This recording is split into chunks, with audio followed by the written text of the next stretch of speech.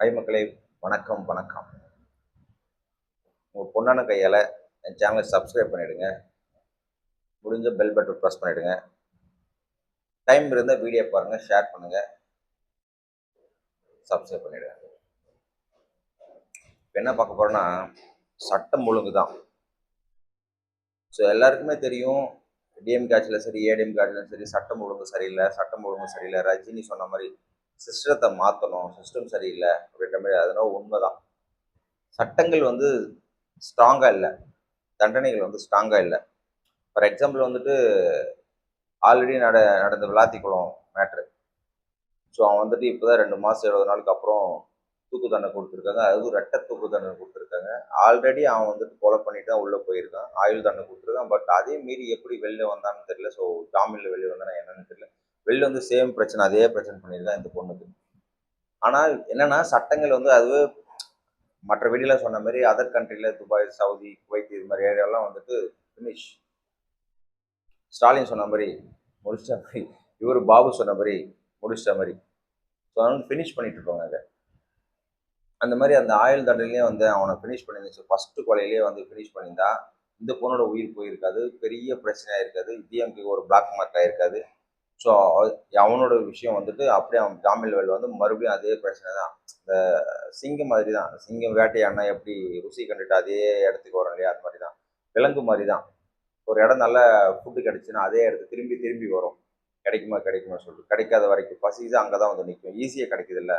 So அதனால் வந்துட்டு so அவனுக்கு ஃபினிஷ் பண்ணியிருந்தா அதே மாதிரி தான் நிறைய பிரச்சனைகள். அந்த கொலைக்கு ரத்தத்துக்கு ரத்தம் பழின்ற மாதிரி இருந்தால் தான் அந்த சட்டங்கள் தான் வந்து துபாய், சவுதி, குவைத்லாம் வந்துட்டு அதர் கண்ட்ரிலாம் வந்து ரொம்ப ஸ்ட்ராங்காக இருக்குது. அதனால் இந்த இந்த மாதிரி தவறுகள் அங்கே நடக்கிறது ரொம்ப ரொம்ப கம்மி, ரேர் தான். இந்த மாதிரி விஷயங்கள் வந்துச்சு நடந்துச்சு நம்ம நம்ம ஊரில் இப்போ வந்துட்டு அடிக்கடி வந்துட்டே இருக்குல்ல இந்தியாவெல்லாம். ஸோ இந்த மாதிரி பெண்கள் பிரச்சனை பிரச்சனை பிரச்சனை வந்துட்டே இருக்குல்ல, இதெல்லாம் வந்து அங்கே வராது. காரணம் வந்து அவங்களோட சட்டங்கள் ரொம்ப ஸ்ட்ராங், நிறைவேற்றிடுவாங்க. தூக்குனா தூக்கு உடனே போட்டு தள்ளிடுவாங்க. அதனால அந்த பிரச்சனை அங்கே இல்லை. இப்போ ஒரு ஒரு வீடியோவில் பார்த்தீங்கன்னா ஒரு கார் மேலே ஒரு மொபைலோ ஒரு ஃபோனோ ஒரு தங்கமோ ஏதோ ஒன்று வச்சுட்டு போனா திரும்பி வந்து பார்த்தா துபாய்லாம் அங்கேயே இருக்கு. காரணம் சுற்றி சுற்றி கேமரா பிடிச்சிட்டானா தூக்கி ஜெயிலில் போட்டுருவாங்க. ஆட்டையை போட முடியாது, ஐ மீன் திருட முடியாது. அந்த பொருள் அங்கேயே தான் கிடக்கும். ரோட்ல கிடந்தா கூட எடுத்து ஒரு ஓரமாக வச்சுட்டு போயிடுறாங்க. ஸோ இது அங்கே இருக்கிறவங்களுக்கு தான் தெரியும். வீடியோக்காக பண்ணுறாங்களா இல்லை ஐ டோன்ட் நோ. ஸோ தெரியாது. ஆனால் சட்டங்கள் ஸ்ட்ராங்காக இருக்குன்ற மட்டும் தெரியும். ஸோ இவனுக்கு வந்துட்டு ரெட்டை தூக்கு தண்டனை கொடுத்தாங்க. ஸோ என்னைக்கு தூக்கு போடுவோம் இதில் மேல்முறையீடு வாரம் இருக்கான். ஸோ இன்னொரு நியூஸ்னா தூக்கு சொல்லியாச்சு, டேட் சொல்லலை. தூக்கு சொல்லிட்டாங்க, இரட்டை ஆயுள் தண்டனை சொல்லியாச்சு, மரண தண்டனை. பட் ஆனால் தூக்கு சொல்லலை, என்னைக்கு போட போடுறது சொல்லவே இல்லை. மேல்முறையீடு இருக்குது. இது வந்து இழுத்துட்டு போயிட்டே இருக்கும். அதே மாதிரி தான் வந்து அந்த இப்போ அப்பம் புள்ளி அடிச்சு கொண்டாங்க இல்லையா, அதே தூத்துக்குடியில். ஸோ பென்னி குக்கு அவங்களாம் வந்து அப்பாவும் புள்ளியும் அடிச்சு கொண்டாங்க. அவங்க போலீஸ்காரங்க வந்து ஆல்ரெடி 2 பேரும் அவனே செத்து போயிட்டான். ஸோ மீதி இருக்கவங்களும் தூக்கு தண்டனை சொன்னாங்க. பட் இன்னமும் தூக்கில் போடலை. தூக்கில் லைனாக போட்டிருந்தா அந்த பயம் இருந்திருக்கும். ஸோ உடனே இப்போ இந்த அஜித் பையனோட பிரச்சனை போச்சு. அதே அது ஏடிஎம் ஆட்சி போச்சு, இது டிஎம்கே ஆட்சியில் போச்சு. ஸோ அஜித்தவனுக்கும் அவனுக்கும் பிரச்சனை போயிட்டு இருந்து ஒன்றும் அறிவிக்கலை. ஸோ அவனுக்கும் தூக்கு தண்டனை கொடுத்து சரியா போச்சு. உடனே உடனே சொல்கிறாங்களே கண்டி டேட் இல்லை, டேட் சொல்லி உடனே தூக்கல் போட்டாச்சுன்றத நியூஸ் வெளில வந்துச்சுன்னா ஒரு பயம் இருக்கும். இதுக்கு பேர் தான் வந்து சட்டம் ஸ்ட்ராங்காக இருக்குது, அதனால் தப்பு பண்ணக்கூடாது அப்படின்னு எல்லாருக்கும் தோணும். ஸோ இந்த பொண்ணு வழக்கில் என்ன பண்ண போகிறோன்னு தெரியல. 10 வயசு பொண்ணு. ஆளை கண்டுபிடிச்சாச்சு. 2 பேர், ஒருத்தர் பண்ணால் ஒருத்தர் அதுக்கு ஹெல்ப் பண்ணியிருக்கான். ஸோ விசாரணை போயிட்டுருக்கு. ஸோ அவனை தூக்கியுமே உள்ள ஜெயிலில் போட்டாங்க. இதுக்கு வந்து விஜயண்ணா வந்து ஸ்ட்ராங்காக போய் பார்த்துருக்கலாம். அதை நான் லாஸ்ட் வீடியோ சொன்ன மாதிரி எவ்வளோ பிரச்சனைக்கு விஜயண்ணா வந்துட்டு போய் பார்த்துருக்காரு. ஒரு நாள் விட்டு ஒரு நாளோ கொஞ்சம் அமைதியான பிறகு கண்டிப்பாக போய் பார்த்துருக்காரு.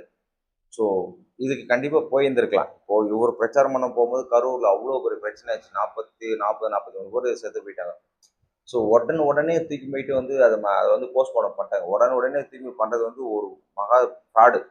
அதை டிஎம் கட்சியில் பண்ணாங்க. அதில் ஏதோ சூழ்ச்சி இருக்குது, அதுதான் சிபிஐ விசாரணை வச்சவங்க. அதோட ரிசல்ட் வெளியே வரவே இல்லை. எலெக்ஷனும் முடிஞ்சிச்சு, சிஎம்ஏ ஆயாச்சு. இந்த பக்கம் டிஎம்கே சதி பண்ண டிஎம்கேவும் செத்து போச்சு. ஐ மீன் செத்து போச்சு மீன்ஸ் இவரோட தான் இருக்கானுங்க. ஸோ அவங்களோட கட்சி ஃப்ளாட் ஆயிடுச்சு. ஸோ அகேன்ஸ்டாக இருந்த கட்சி ஃப்ளாட்டு, நல்லதுன்னு நினச்ச கட்சி சிஎம்மாக இருக்காரு நம்ம விஜயண்ணா. ஸோ அதனால் வந்துட்டு கரூரில் ப்ராடு பண்ணது பாலாஜி தான். ஆனால் அதே கரூர் பாலாஜி வந்துட்டு கோயம்புத்தூர் நிற்க வச்சாங்க. பட் மக்கள் எப்படி இருக்காங்கன்னு தெரியல. அந்த அந்த கரும்புள்ளி வண்டுக்கு அவ்வளோ ஊழல்வாதி, அவனால தான் அந்த பிரச்சனை நடந்துச்சு, அவ்வளோ உயிர் போச்சு. அப்படி இருந்துமே அவன் கோயம்புத்தூர்ல ஜெயிக்கிறான்னா மக்களை புரிஞ்சிக்கவே முடியல. மக்களை புரிஞ்சிக்கவே முடியல. அவனை அங்கேயே தோக்கடிச்சிடணும். அவன் மூஞ்சில கரிய பூசிருக்கணும். ஸோ அதே கரூர்ல வந்துட்டு ஆக்சுவலா வந்துட்டு மதியழகன் ஜெயிக்க வேண்டியது டிவிக்கல. பட் பாவம் அவர் தோத்துட்டாரு. அவரோட பேட் லக். பேட் லக்னே சொல்லலாம். மதியழகன் தோத்துட்டாரு. ஸோ ஜெயிலுக்கும் போயிட்டு வந்தார். செய்யாத குற்றத்துக்கு ஜெயிலுக்கு போயிட்டு வந்தாரு. தோத்துட்டாரு. குற்றம் செஞ்ச பாலாஜி எம்எல்ஏ வர்றேன் இன்னைக்கு. ஏகப்பட்ட கேஸ் இருக்கு. ஆல்ரெடி டிஎம்கேலே வந்துட்டு கேஸ் போட்டு நாயை உள்ள தள்ள ட்ரை பண்ணாங்க. ஆல்ரெடி காவேரி ஹாஸ்பிட்டல் போய் படுத்துக்கிச்சு. ஹார்ட் பிரச்சனை, இந்த பிரச்சனை, அந்த பிரச்சனை, ஒரு நாடகத்தை நடிச்சு அப்படியே தள்ளு வண்டியில தள்ளிட்டு போனோம். அப்படியே பாவமா தான். அப்புறம் பார்த்தா வெளியில வந்து அவன் அந்த கொலகாரப்பாவியே, அந்த ஊழல்வாதியே, ஒரு குற்றம் இருந்தாலே ஒரு ஊர் தலைவர் நிக்க விட மாட்டானுங்க. இவன் ஏகப்பட்ட ஊழலை வச்சுக்கின்னு இந்த நாய்க்கு சீட்டு கொடுத்து, டிஎம்கே நாய் சீட்டு கொடுத்து நிக்க வச்சு நீ எம்எல்ஏ இருக்கு 40 பொண்ண திருட்டு பைய நீ எம்எல்ஏ இருக்கான். இது வந்து ஒரு கலிகாலம் தான் சொல்லணும். ஒஸ்ட். ஆனா அந்த கொங்கு நாடுல வந்து எப்படி இவனுக்கு ஓட்டு போட்டாங்கன்னே தெரியல. ஜெயிச்சிட்டாங்க. ஆனா ஆளை காணோம். அப்படியே அமைதியா சும்மா தண்ட பீஸ். ஸோ இந்த விஷயத்துல விஜயனை வந்து கவனம் செலுத்தி உடனே ஆக்ஷன் எடுத்துருக்கணும். பட் இல்லை, கேட்டால் வந்து சிபிஐ விசாரணை போயிட்டுன்னு சொல்லுவாங்க. சிபிஐ ஒன்றும் ரிசல்ட் சொல்லவே இல்லை. குற்றம் தெரிஞ்ச தூக்கி உள்ள போட வேண்டியதான். இந்த பக்கம் சேகர் பாபு சொன்னாங்க, சட்டம் ஒழுங்கு கரெக்டாக இருந்துச்சுன்னா சேகர் பாபு வந்து அவ்வளோ லாயரையும் அடித்தான், டிவிக்கு எம்எல்ஏ நிற்கிற ஆளையும் அடித்து சண்டை வந்து அவ்வளோ பிரச்சனை ஆச்சு எலெக்ஷனுக்கு முன்னாடி. இது எல்லாமே டிஎம்கேக்கு வந்து பிரச்சனை தான். பிரச்சனை மீன்ஸ் பிளாக் மார்க் வந்து அதனால தான் படுதோல்வி அடைஞ்சாரு ஸ்டாலினும் சரி. காரணம் வந்துட்டு இவங்கெல்லாம் செய்கிற தப்பு பிரச்சனைனால தான் வந்துட்டு டிஎம்கேவை பாதிச்சுது. அதுதான் வந்து ஒரு ஒரு அறிகுறி. ஸோ ஆனால் வந்து எங்கெங்கெல்லாம் இவங்க ஆல்ரெடி விஜயனுக்கு வந்து இது கொடுக்க மாட்டேன், அதை கொடுக்க மாட்டேன், இடம் கிடையாது, பிரச்சாரம் பண்ண முடியாது, இது அதெல்லாம் போச்சு. ஸோ அதனால் வந்துட்டு பிரச்சனைகள் வந்து அவங்களே தேடி அவங்களே சூனியம் வச்சுருந்தாங்க டிஎம்கேல. ஸோ நல்லது கொஞ்சம் பண்ணாங்க, ஊழல் நிறைய பண்ணாங்க. நேற்று நியூஸ் பிரகாரம் வந்து பார்த்தீங்கன்னா அனல் மின் நிலையத்தில் அவ்வளோ ஊழல் பண்ணிக்கிறது அப்படியே கொஞ்சம் தான் எடுத்து சொல்லியிருக்கேன். ஒரே ஒரு பர்சன்டேஜ் சொல்லியிருக்கேன். இவ்வளோ கோடி வாங்குவாங்க, அவ்வளோ கோடி வாங்க, கால் மேல் கால் போடு. ஸோ இஷ்யூஸ் வந்து பயங்கரமாக கொள்ளடிச்சிருக்காங்க மக்கள் டிஎம்கே.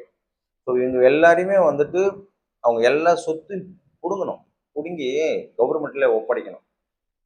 எல்லா எம்எல்ஏக்கள், எல்லா அமைச்சர்கள் எல்லாரையும் பிடுங்கி வந்து ஒப்படைக்கணும். கவர்மெண்ட் தான் ஒப்படைக்கணும். சென்ட்ரல் கவர்மெண்ட், ஸ்டேட் கவர்மெண்ட் யார் எங்கேருந்து பிடுங்கினாலும் அதை ஒப்படைக்கணும். அப்போ தான் வந்துட்டு சட்டம் ஒழுங்கு சீர்படும். ஸோ கொலை, ரேப்பு, கஞ்சா, போதை, எக்ஸெட்ரா எக்ஸெட்ரா இது எல்லாமே அடக்கி ஒடுக்கி வச்சா மட்டும்தான் போதையில்லா தமிழகம், சட்டம் ஒழுங்கு சீராக இருக்குன்னு சொல்ல முடியும். ஸோ இப்போ இந்த +2 பொண்ணு பிரச்சனை, ஆல்ரெடி காரில் டிஎம்கே இருக்கும் அந்த பிரச்சனை தூக்கி பண்ணிட்டானுங்க. இவன் +2, இந்த 10 வயசு பொண்ணு, ஸோ எக்ஸெட்ரா எக்ஸெட்ரா நிறைய பிரச்சனை போயிட்டு தான் இருக்குது. ஸோ இந்த பிரச்சனை போயிட்டு இருக்கும். மறுபடியும் நேற்று வந்துட்டு மதுரையில் வந்து திருவிழாவுக்கு நடந்த பிரச்சனைக்கு 2 மாதம் கழிச்சு கார் பார்க்கிங்கில் மதுரை மீனாட்சி அம்மன் கோயிலோட வச்சு ஒரு 18 வயசு பையனை சம்திங் ஏதோ சின்ன பையன் தான், அவனை பொண்ணு போட்டிருக்கானுங்க. சின்ன பசங்க அவனை வெட்டுறதே சின்ன பசங்க வந்து வெட்டியிருக்கானுங்க. வெட்டி உடனே கொண்டு போயினே இருக்கணும். ஸோ பிரச்சனை மேலே பிரச்சனை போயினே தான் இருக்குது. சட்டம் ஒழுங்கு இன்னும் ஸ்ட்ராங்கே ஆகவில்லை. விஜயன் என்ன பண்ண போறாருன்னே தெரியல. என்னமோ நேற்று மீட்டிங் போட்டாங்க, பட் இன்னும் ரிசல்ட் இல்லை. டக்குன்னு ஆக்ஷன் எடுக்கணும் விஜய். ஏன்னா ஒன்றுமே எடுக்க மாட்டேங்கிறாரு. ரொம்ப ஸ்லோவாக போயிட்டு இருக்கு. ரொம்ப பேசிட்டு தான் இருக்காங்க. இருக்கிற சட்டம் ஒழுங்கு பயங்கர டைட் பண்ணணும். சிங்கப்பெண்ணு சொல்லிட்டு ஆரம்பிச்சாரு, முதல் சைன் போட்டாரு, ஒரே ஒரு டீம் மட்டும் தான் ஆரம்பிச்சாரு. அது வெளியில் அவுட் ஆஃப் சிட்டியில் இருந்தது. அது எப்படி செயல்படுதுன்னு தெரியல. ஸோ மறுபடியும் வந்து 27th அன்னைக்கு பெருசு பண்ணுறாங்க. எல்லாத்தையுமே வந்து சட்டம் ஒழுங்கு சீராக இருக்கணும். ஸோ இந்த மாதிரி பிரச்சனைகள் வரக்கூடாது. அங்கங்கே ரவுடித்தனம், ஸோ கொலை, ரேப்பு, சொம்மி, எக்ஸட்ரா எக்ஸட்ரா, இந்த போதை பழக்கம், கஞ்சா குடிக்கு சொல்லும்போது ஞாபகம் என்ன வருதுன்னா, சேம் பெரம்பூர் விஜயண்ணா தொகுதி. ஸோ ஆல்ரெடி அங்கே லோக்கல்னு தெரியும். அங்கே ஆல்ரெடி கஞ்சா குடிக்கு போதை எல்லாமே இருப்பாங்க. ஹெராயின், மயிறு, மட்டி எல்லாமே அங்கே தான் இருக்கும். ஏன்னா ஹார்பர் பக்கத்தில் இருக்குது. ஸோ கப்பலில் வந்தாலும் சரி, எதில் வந்தாலும் சரி, மோஸ்ட்லி ஏர்போர்ட்லேருந்து கண்டுபிடிச்சிடுறாங்க. அதுக்காண்டி அது அவ்வளோ சீக்கிரம் வந்து கொண்டு வர முடியாது. கோல்டு ஆகட்டும், போதை பவுடர் ஆகட்டும், எக்ஸட்ரா எது வந்தாலும் மோஸ்ட்லி வந்து ஏர்போர்ட்டில் வந்துட்டு கண்டுபிடிச்சிடுறாங்க. பாதிக்கு கண்டுபிடிக்கும், மீதி வந்து வெளில வந்துடும். சொன்ன மாதிரி சூர்யா படம் மாதிரி வெளில வந்துடும் எப்படியாச்சும். ஸோ கமிஷன் எவன் தரானோ அவன் வெளில விட்டுருவாங்க. கமிஷன் கொடுத்தானே பிடிச்சி உள்ளே போட்டுருவாங்க. அது வேற விஷயம். ஸோ அங்கேயும் ரொம்ப ஸ்ட்ரிக்டாக 100% பண்ணாங்கன்னா ஒரு பொருள் வெளில வர்றது ஏர்போர்ட்டில். ஸோ வெளிநாட்டில் வந்துட்டு அங்கே இருக்கிற ஏர்போர்ட்டில் ஏறி தான் இங்கே கொண்டு வரான். துபாயிலேருந்து கொண்டு வந்தான், ஆஸ்திரேலியாலேருந்து கொண்டு வந்தான், சிங்கப்பூர்லேருந்து இங்கே வந்து அங்கேருந்து இங்கே சென்னைக்கு வருதுன்னா, தமிழ்நாட்டுக்கு வருது, இந்தியாவுக்கு டெல்லிக்கு வருது அப்படின்னா, ஸோ அந்த ஏர்போர்ட்டில் வந்து செக்கிங் சரியில்லைன்னு தானே அர்த்தம். அங்கே இருக்கிறவங்க லூஸில் விட்டுறான், இங்கே வந்து டைட் பண்ணுறாங்க. அங்கே கமிஷன் கொடுத்தா நான் இங்கே விட்டுருவேன், இங்கே கமிஷன் இங்கே விட்டுருவானுங்க. இங்கே விடலைன்னா தான் வந்து டைட் பண்ணுருவாங்க. ஸோ இது வந்து ஒரு கண் துடைப்பு நாடகமாக தான் போயிட்டு இருக்கு. ஒரு நாளைக்கு ஒரு 10 கோடி ரூபாய்க்கு ஒரு கடத்துறாங்கன்னா, அது தங்கமாகட்டும், வைரமாகட்டும், போதைப் பொருள் ஏதோ ஒன்று கடத்துறாங்கன்னா, அதில் பாதி தான் பிடிப்பாங்க, பாதி மீதி வெளில வந்துடும். அது எல்லாம் தெரிஞ்ச விஷயம் தான். ஸோ அதனால் வந்துட்டு இந்த அதே சேம் விஜய் அண்ணா பெரம்பூர் தொகுதியிலேயே வந்து கேட்டால் வந்து போதை அடித்து சண்டை போட்டு எல்லா கார்களையும் உடைச்சிருக்கானுங்க. இது எங்கேருந்து ஒரு திமிரு? கஞ்சா போதை சரக்கு அடிச்சா திமிரு வந்துருமா? கண்ணு மண்ணு தெரியாதா? ஸோ அவன் வீட்டுக்கு தானே அவன் போகிறான். ரொம்ப போதை, உண்மையாகவே ரொம்ப போதையாக இருக்கிறது வந்து நடு ரோட்டில் வந்து கிடப்பான் குண்டியை காட்டின்னு. துணி கூட இல்லாமல் குண்டியை காட்டினு அப்படியே படுத்து கிடப்பான். அந்த போதை நாய் சிலது ஜட்டி போட்டிருக்கும், பலது ஜட்டி போடாமே குண்டியை காட்டின்னு தான் பக்கம் இருக்கும். நான் நிறைய வாட்டி பார்த்துருக்கேன் சென்னையில். இதே சென்னை ஆகட்டும், வில்லேஜ் ஆகட்டும், எங்கேயுமே சரி. நாய் கூட கேவலமாக படுத்திருப்பானுங்க. நாய் பொப்பரப்பாண்டி மலாக்க படுத்திருக்கும் பற்றி அந்த மாதிரி கூட படுத்திருப்பானுங்க. வேணும்னே படுத்திருப்பானுங்க ரோட்டில். யாருமே மதிக்க மாட்டாங்க. அந்த குடிக்கிற நாய் மதிச்சா மதிக்கலன்னா ஒரு ஓரமாக தூக்கி போட்டு போக வேண்டியது. நாயோட கேவலமாக ஒரு ஓரமாக தூக்கி போட்டு போக முடியாது. ஸோ அது எப்படி கஞ்சா போதையில் வந்துட்டு உருவம் தெரியாதா? இது அப்போ ஒரு கல் எடுத்து ஒரு கட்டை எடுத்து ஏதோ சம்திங் எடுத்து அந்த கார் கண்ணாடி வந்து உடைக்க தெரியுதுல்ல, அது எப்படி முடியும்? உண்மையான போதை இருக்கிற நாய் ரோட்ல வந்து கிடக்கணும். எந்திரிச்சு கேட்ட கோஷ்டி பூசல், நீங்க வந்து சண்டை வந்துருச்சு, நாங்கள் கண்ணாடி ஏன்னா உங்களுக்குள்ள சண்டை வந்து நீங்க அடிச்சு மண்டையை உடச்சு செத்து போங்க. கார் கண்ணாடி எதுக்கு உடைக்கணும்? கவர்மெண்ட் ப்ராப்பர்ட்டி எதுக்கு லாஸ் பண்ணணும்? அதில் கவர்மெண்ட் ப்ராப்பர்ட்டி இருக்கு, தனியார் ப்ராப்பர்ட்டி இருக்கு, ஆட்டோவும் இருக்கு. ஆட்டோ வந்து கவர்மெண்ட் வர போகிறது கிடையாது. அரசாங்கத்துடைய வாகனம் நிற்குது, காரும் நிற்குது, ஆட்டோ உடைச்சிருக்கணும். அரசாங்கம் சரி கவர்மெண்ட் சரி பண்ணிக்கும். தனியார் கார்காரன் இந்த ஆட்டோக்காரன் என்ன பண்ணுவான்? அவனுக்கு தேவையில்லாத வெட்டி செலவு தான் நல்லா. இதெல்லாம் வந்துட்டு ரொம்ப அட்டூழியம். இதுக்கு காரணம் சட்ட ஒழுங்கு சரியில்லை, ஒரு பயம் இல்லை. இது டிஎம்கே சப்போர்ட்டோட பண்றாங்களா? ஃபார் எக்ஸாம்பிள் இந்த பவர் கட்டு, இது வந்துட்டு நிர்மல்குமார் என்ன சொல்லியிருக்காரு? ஸோ சில உதாசீனப்படுத்துகிற அதிகாரிகளை பிரச்சனை நடக்குது, இல்லைன்னா சிலர் தூண்டுதல் பேராக நடக்குது. அதுக்கு அன்புமணி என்ன சொன்னார்?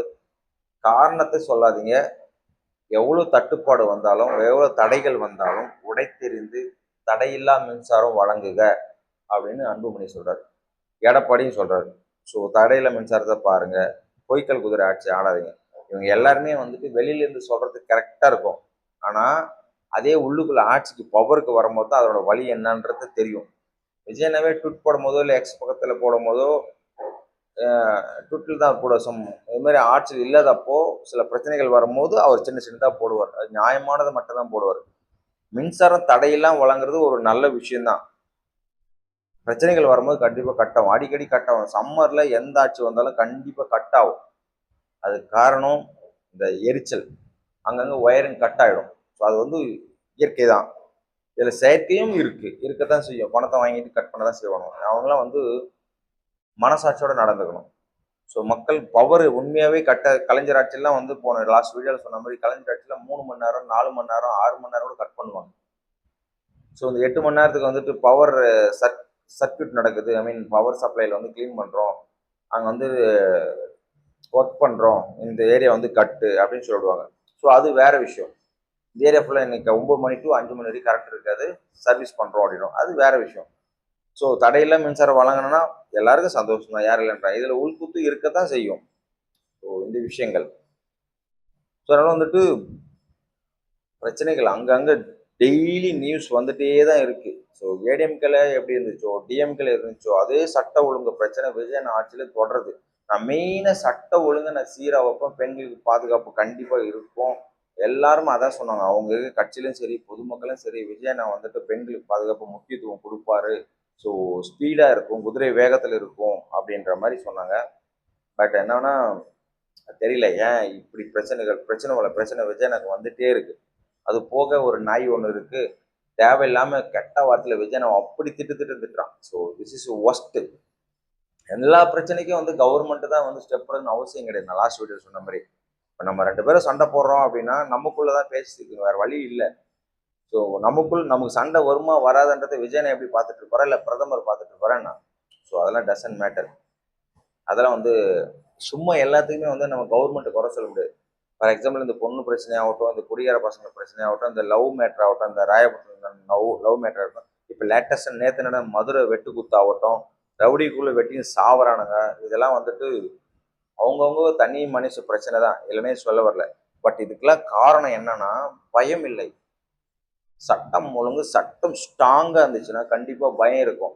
நேத்து தூக்குல போட சொன்னா உடனே இன்னைக்கு தூக்குல போட்டுருவோம். வெடிகாலம் எப்பவுமே தூக்கு வந்து வெடிகாலம் போட்டு தள்ளிடுவாங்க. அதான் நியூஸ் பிரகாரம், அதுதான் வெள்ளக்காரன் காலத்துல இருந்து. உடனே உடனே உடனே உடனே 2 மாசம் 70 நாள்ல ஒரு பிரச்சனையை தீர்த்து தீர்ப்பு சொல்றது பெரிய விஷயம் இந்திய ஜனநாயக நாட்டுல. அது விஜயனாவே சொல்லியிருக்காரு. சட்டம் ஒழுங்கு சீரா இருக்குன்னா கரெக்டா இருக்குது. பெண்களுக்கான ஒரு ஒரு ஒரு ஸ்டெப், ஃபர்ஸ்ட் ஸ்டெப் அப்படின்னு அண்ணா சொல்றாரு. நல்ல விஷயம் தான். இதாவது பரவாயில்ல. அதை அஜித் பையன்லாம் அடிச்சுக்கோ, இதோட கொடுமை. அடிச்சு பையன் அவ்வளோ அடிச்சு கொண்டது கொடூரமான விஷயம். அதையும் தாண்டி பெண்ணிக்குலாம் வச்சா அது ஒரு அப்பனும் புள்ளையும் சேர்ந்து கொண்டு பாவம். அது அதுக்கு மேல கொடூரமான விஷயம். அதுக்கு விட தூத்துக்குடியில வந்து சுட்டே கொண்டணும், பட்ட பகல சுட்டு கொண்டணும் போராட்டம் பண்றவங்கள இவன் எடப்பாடி இருக்கும்போது. அது அதுக்கு மேல விஷயம். அது எடப்பாடிலாம் தூக்கி உள்ள போட்டுருக்கணும் ஜெயில. இவன் இவன் ஓகே பண்ணாதான் முதலமைச்சர் இருந்தாலும் ஓகே பண்ணாதான் அங்க சுட்டு கொண்டணும் போலீஸ்காரன். குருவி சொல்ற மாதிரி வேன் பண்ணி லைவா வீடியோ போயிட்டு இருக்கு. அவங்க என்ன சொன்னாங்க, தூத்துக்குடி பிரச்சனை, ஸ்டெர்லைட்டை மூடு, சுவாசிக்க முடியல, தண்ணி சரியில்லை, காத்து சரியில்லை, மண்ணு சரியில்லை, சாப்பிட்ற ஃபுட்டு சரியில்லை, கெமிக்கலால் எல்லாமே கெட்டு போச்சு, தயவு செஞ்சு மூடுங்க. அவ்வளோதான், மூட்டு போயினாரு. அந்த ஓனரே இப்போ செத்து போயிட்டான். ஃபாரின்ல வயசாகி செத்து போயிட்டான். அவன் பையன் கோடிக்கணக்கு சொத்து இருக்கு, அதை அனுபவிக்கிறதுக்கு அப்பனும் இல்லை, பிள்ளையும் சைக்கோவாய போயிட்டான், பைத்தியம் ஆயிட்டான். ஸ்டெர்லைட் ஆலை இருந்தா என்ன, இல்லைன்னா இல்லை, தரமட்டம் ஆயிக்கணும்ல, இன்னும் ஆக்கல. ஸோ அது மாதிரி இருந்துட்டு சட்டத்தில் வந்து ஓட்டைகள் இருக்குது, தப்பிக்க தான் செய்கிறானுங்க. சட்டம் ஒழுங்கு சரியில்லைன்னா எல்லா தப்பும் நடந்துகிட்டே தான் இருக்கும், யாராலையும் தடுக்க முடியாது. என்னைக்கு சட்டங்கள் திட்டங்கள் ஸ்ட்ராங் ஆகுதோ, கடுமையான தண்டனைகள் வருதோ, அன்றைக்கி தான் படிப்படியாக ஒயின் ஷாப் மூடுன்னு சொல்கிறாங்களே, அது மாதிரி படிப்படியாக குற்றங்கள் குறையும். இதுதான் என்னோட கருத்து. அதுக்கு விஜயனை வந்து ஸ்டெப் எடுக்கணும். அவரோட கருத்து தெரிவித்தா மட்டும்தான், சட்டங்கள் வந்து ஸ்ட்ராங்கான மட்டும்தான் குற்றங்கள் குறையும், இல்லைன்னா தொடரும். அது விஜயனை வந்தாலும் சரி, வேற வேற யார் சிஎம் வந்தாலும் சரி, ஒன்றும் வந்துட்டு இப்போதைக்கு வேற யாரும் இல்லை விஜயனை தவிர்த்து. அவர் மட்டும்தான் போல்டா, லஞ்சம் இல்லாமல், ஊழல் இல்லாமல், குற்றங்கள் குறைவதற்கு, பெண்கள் பாதுகாப்பு, எதுலேயுமே முறைகேடு செய்யாமல், தைரியமாக போல்டா, யாருக்கும் அடிமை பதில் சொல்லாமல், எக்ஸட்ரா எக்ஸட்ரா நல்லாட்சி தொடர கொடுக்க முடியும்னா அது விஜயனால மட்டும்தான் முடியும். அதனால தான் மக்கள் புரிஞ்சு அவரை தேர்ந்தெடுத்திருக்காங்க. இனியாவது சட்டம் ஒழுங்கு சீராக இருக்கணும், அமைதியாக இருக்கணும் தமிழ்நாடுன்னா, கடுமையான தண்டனைகள் இருக்கணும். அது விஜயனா தான் வந்து கோர்ட்டு மூலிமா ஸ்டெப் எடுக்கணும்.